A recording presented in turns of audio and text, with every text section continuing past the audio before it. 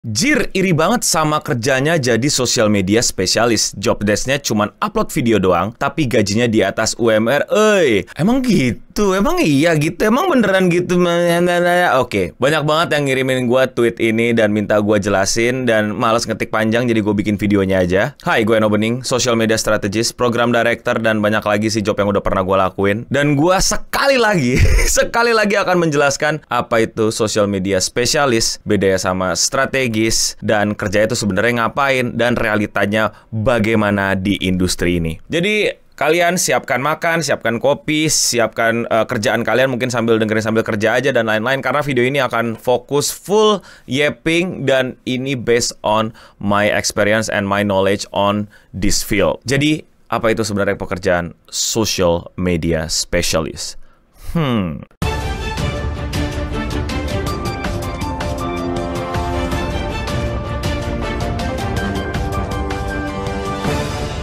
Halo, gue Eno Bening. Buat yang belum kenal, gue adalah seorang social media strategis. Apa itu social media strategis? Apa bedanya sama spesialis? Itulah yang akan kita bahas pada hari ini, pagi ini, sore ini, siang ini, atau malam ini, atau tengah malam ini. Komen di bawah kalian nontonnya pas kapan.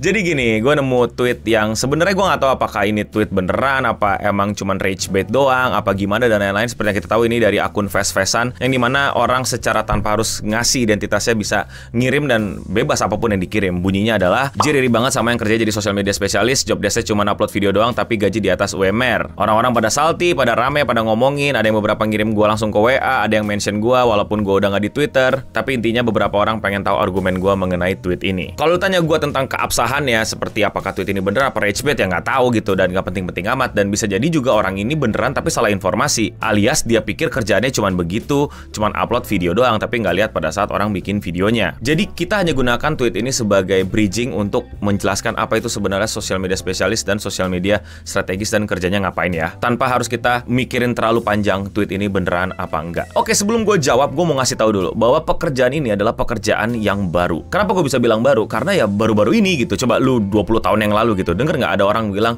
kerjaan gue social media strategis, what a crap gitu kan. Lu ngomong apaan, kerjaan apaan tuh, nggak ngerti orang-orang. Ini pekerjaan yang baru karena perubahan dunia, bukan cuma teknologi tapi dunia, bagaimana orang-orang itu udah sangat-sangat attach sama social media. Ini yang gue bahas juga di buku gue. Tahu deh masih ada apa enggak, lu cari aja buku gue. Dimana kasarnya dulu itu kita punya kebiasaan jam 6 pagi bangun ya, generasi gue terutama, untuk nontonin TV gitu. Sekarang orang mau hari apapun, mau jam berapapun dia bangun, yang dia cek duluan adalah handphonenya. Dia ngecek notifikasinya, WhatsApp-nya, Facebook-nya, YouTube-nya, Instagram-nya, Twitter-nya, TikTok-nya, notifnya apa. Itu semua karena kehidupan manusia itu udah nggak bisa lepas dari social media. Social media itu bukan cuman alat lagi, bukan cuman sebagai sesuatu alternatif entertainment. Social media adalah hidup orang itu sendiri. Bahkan sampai ke buah frasa yang gue populerkan di mana-mana, kalau lu nggak ada di social media, you are not exist. Simply karena social media dan dunia kita udah menyatu dan nggak bisa dibedain lagi. Apa yang lihat di social media, itu yang gue percaya. Kalau dulu, ya orang-orang mesti tahu rumahnya di mana, teleponnya berapa, pacarnya siapa, temennya siapa. Sekarang lu kalau deketin cewek, lu stalk IG-nya, dan itulah semua informasi yang bisa lu dapetin dan lu percaya. Dan itulah kenapa informasi sekarang mudah untuk dimanipulasi oleh ya banyak orang. Baca buku gue lah kalau mau tahu lebih detail tentang itu. Tapi intinya adalah dunia kita itu udah bener-bener nyampur sama sosial media. Sosial media itu bukan cuma jadi alternatif hiburan lagi. Maka sosial media itu udah nggak bisa ditreat sebagai sesuatu marketing place atau marketing spot yang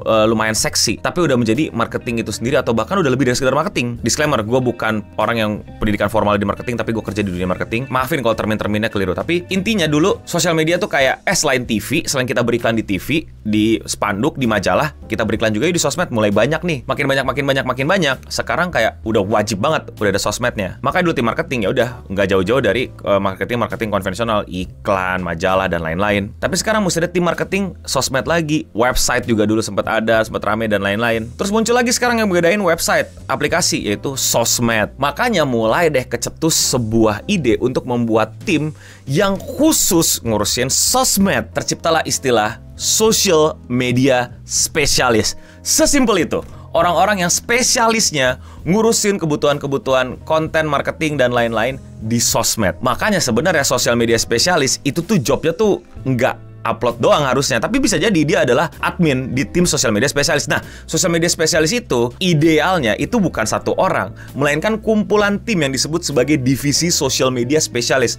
Orang-orang yang dedicated tim, ngurusin desainnya, editingnya, syutingnya, skripnya, dan lain-lain untuk urusan kebutuhan sosial media. That's it, social media specialist. Lu bisa jadi editornya, kameramennya, talentnya, scriptingnya, admin yang tinggal cuman ngupload. Yes, lu bisa jadi bagian dari tim social media specialist. Tapi bang, kok banyak banget orang yang social media specialist tapi cuma satu orang, boleh apa nggak segala macam. Gue nggak bisa jawab boleh apa nggak, tapi nyatanya ada. Karena mungkin aja load kerjanya tidak sebanyak orang-orang yang di company gitu. Ya misalnya dia cuman sosial media spesialis sebuah cafe yang tiap pagi cuman storyin, kasih caption, foto makanan lagi bagus, edit dikit selesai. Udah kerjanya itu doang gitu. Terus, nah ini, kita tadi berhenti sampai sosial media itu tuh udah mesti ada tim sendiri. Tapi kadang tuh sosial media tuh lebih dari sekedar itu. Kadang kan ada banyak orang yang menghubungi juga lewat sosial media. Kan nggak ada lu hubungin via iklan, via brosur, via papan gede iklan dan lain-lain.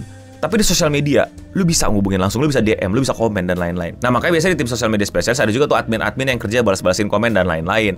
Untuk beberapa perusahaan yang gede-gede itu biasanya adminnya tuh udah kayak, wah banyak banget lah. Bahkan udah ada divisi sendiri customer service yang ngurusin ngurusin peradminan-adminan itu tuh. Jadi admin tuh bukan cuma ngupload doang harusnya, tapi ngurusin komplain-komplain, komen dan lain-lain, dan community-nya bahkan. Pokoknya panjang deh. Nah, balik ke cafe tadi, ya lu bayangin deh, misalnya, gue nggak tahu ya, gue nggak mau memberikan sebuah taraf normal harus kuota berapa, tapi bayangin kalau misalnya sehari-harinya cuman storyin kafe rame apa enggak, foto yang bagus barista lagi ngapain, balas-balasin komen, balas-balasin DM buka enggak segala macem. Bisa nggak diurus sama satu orang?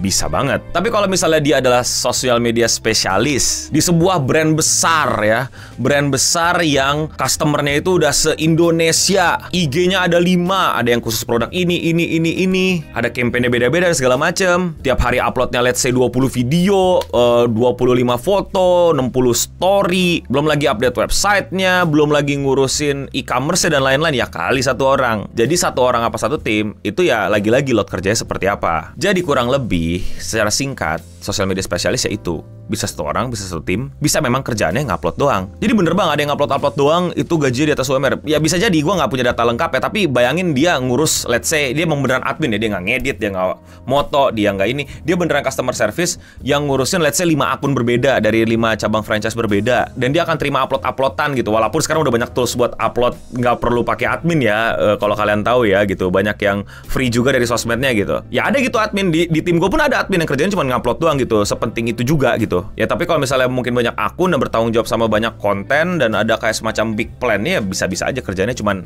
let's say ngupload doang dan gajinya gede. Tapi tanggung jawabnya jangan dikira kayak kalian ngupload TikTok, kalian pribadi ngupload statue upload UMR gitu.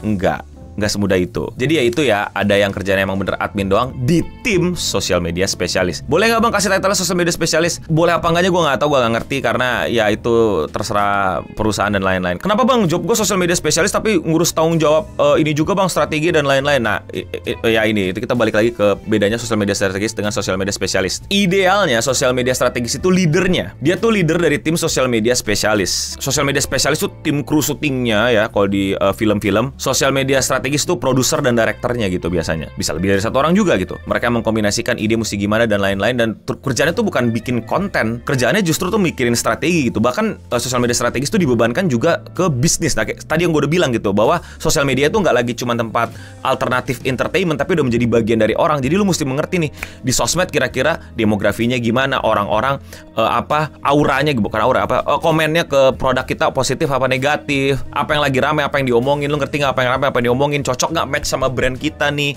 cocok nggak disandingkan nih sama brand kita nih untuk di sosmed dan lain-lain. Panjang nih, bisa jadi juga kayak, oh ini ada brand baru nih, kita bikin sosmed sendiri apa disatuin, kolaborasinya gimana dengan sosmed yang udah ada, kalau ada campaign gini gimana di sosmednya nih, kalau misalnya kita mau ngasih pesan ini dari brand gimana nih sosmednya nih. Jadi benar-benar direkturnya, strateginya di situ, turunan ke bawahnya hasilnya jadi konten. Yang ngerjain sosial media spesialis, yang mikirin sosial media strategis.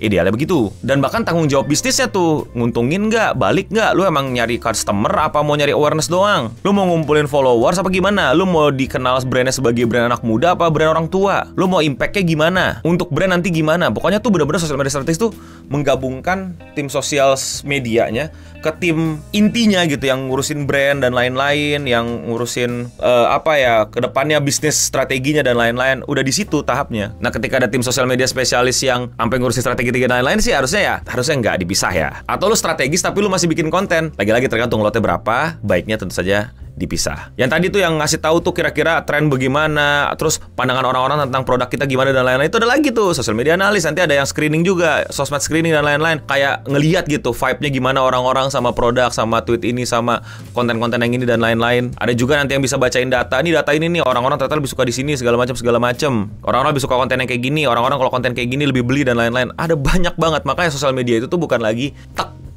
bawahan marketing mungkin bahkan jatuhnya. Udah bisa jadi divisi sendiri yang emang ngurus sosial media, karena sosial media udah lebih dari sekedar tadi yang gue bilang tempat entertainment, tapi udah menjadi sosok, udah jadi kehadiran kita gitu, udah jadi avatar kita, udah jadi embodiment orang di situ, untuk orang beli, untuk orang jual, untuk orang hadir, untuk orang menyukai, untuk orang mengikuti. Itu adalah representasi manusia itu sendiri di dunia digital kayak sekarang. Kayak representasi gue sekarang ya video ini, dan representasi dulu sekarang adalah nanti komen-komen lu di kolom komentar di bawah, bukan cuman sekedar alternatif entertainment selain TV, udah menjadi hyper realita. Nah, kenapa banyak kantor-kantor yang beda-beda definisinya dan lain-lain? Ya karena nggak ada definisi bakunya, nggak ada pendidikan formalnya. Ini dunia baru yang terlalu cepat, belum bisa dikurikulumkan, belum bisa dikasih sebuah formal yang jelas, bahkan pendidikan yang jelas untuk badan industri ini, padahal demand-nya besar banget. Dan gue gak menutup mata juga banyak yang istilahnya orang mengkeren-kerenkan title-nya untuk sesuatu yang kadang-kadang biasa aja. Wah, gue sosial media strategis, padahal admin sosmed. Wah, gue sosial media spesialis, padahal telan doang, tinggal ngomong depan kamera, skrip udah ada. Ada juga yang nasibnya, title-nya apa, job desk-nya tumpuk-tumpuk. Sosial media spesialis tapi ngerjain strategis juga, analytics juga,